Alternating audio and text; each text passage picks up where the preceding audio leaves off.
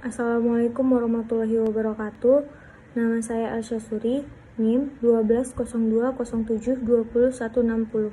Di sini saya akan membahas beberapa materi hukum laut. Yang pertama itu ada zona tambahan. Zona tambahan adalah letak laut dari sisi terluar dari garis pangkal laut yang sudah ditetapkan dan tidak melebihi 24 mil laut. Manfaat dari zona tambahan bagi suatu negara adalah untuk mencegah beberapa pelanggaran seperti pelanggaran bea cukai, pelanggaran imigrasi, dan perikanan. Ada beberapa pasal Yang pertama saya akan menjelaskan pasal 24 angka 1 angklos 3 yang berkaitan dengan zona tambahan. Zona tambahan merupakan suatu zona atau wilayah terdapat pada Konvensi Hukum Laut pada tahun 1942.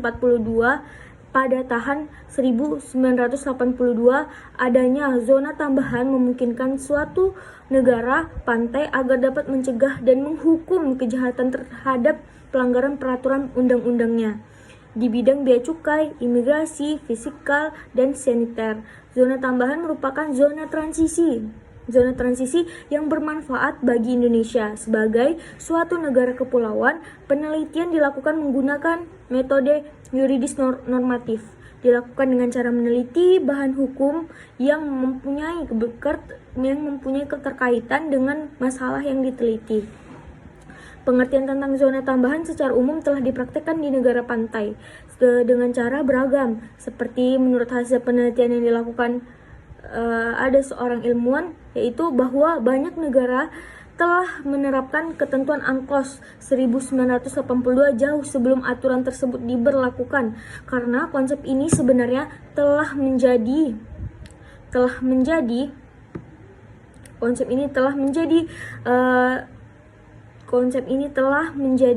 atau telah sebenarnya dikenal sejak sebelum Perang Dunia Kedua. Konsep ini diperkenalkan pertama kali ketika berlangsung konferensi internasional tentang perikanan di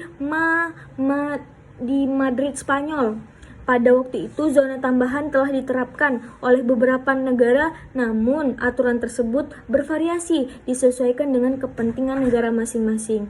Dari keseluruhan wilayah, perairan tersebut kemudian dibagi menjadi 3 bagian, yaitu laut teritorial sepanjang 12 mil, zona tambahan sepanjang 24 mil, dan zona ekonomi eksklusif sepanjang 200 mil, yang diukur dari garis pangkal dalam rangka perlindungan pada kelautan atau pada kedaulatan atas kekayaan alam dan yurisdiksi yang dimiliki oleh negara Indonesia.